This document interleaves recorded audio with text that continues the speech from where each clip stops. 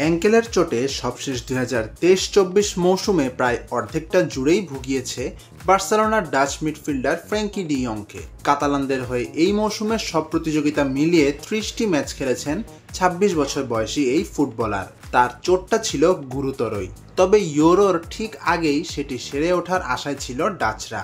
এতে তাকে রেখেই মূল স্কোয়াড ঘোষণা করেছিলেন নেদারল্যান্ডস কোচ রোনাল্ড কোম্যান। তবে শেষ পর্যন্ত চোটের কাছে হার মানলেন ডি ইয়ং এবং আসছে ইউরোতে তাকে আর দলে পাচ্ছে না নেদারল্যান্ডস।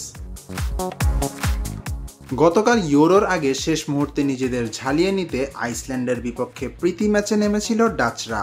সেখানে 4-0 ব্যবধানে বড় জয় নিয়ে মাঠ ছাড়লেও ডি ইয়ং এর ছিটকে যাওয়ার খবরটি নিশ্চিতভাবেই হতাশা রেখে এনেছে দলের মধ্যে। ডি ইয়ং এর চোট নিয়ে চিকিৎসকরা জানান, ম্যাচ খেলার পর্যায়ে যেতে হলে তাকে আরও লম্বা সময় অপেক্ষা করতে হবে।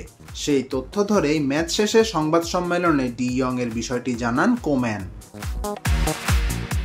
পরীক্ষায় দেখা গেছে সে এখনও ওই কাজগুলো করতে পারে না যেগুলো মাঠে তার করতে পারা উচিত।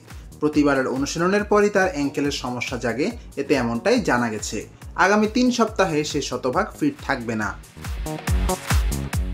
এর আগে 1 সপ্তাহ একা অনুশীলনের পর গত রোববার প্রথমবারের মতো দলের সঙ্গে অনুশীলনের চেষ্টা করেন ডি ইয়ং। তবে ওই অ্যাঙ্কেলের সমস্যায় চাউর হলে তাকে আর চালিয়ে যেতে পারেননি তিনি।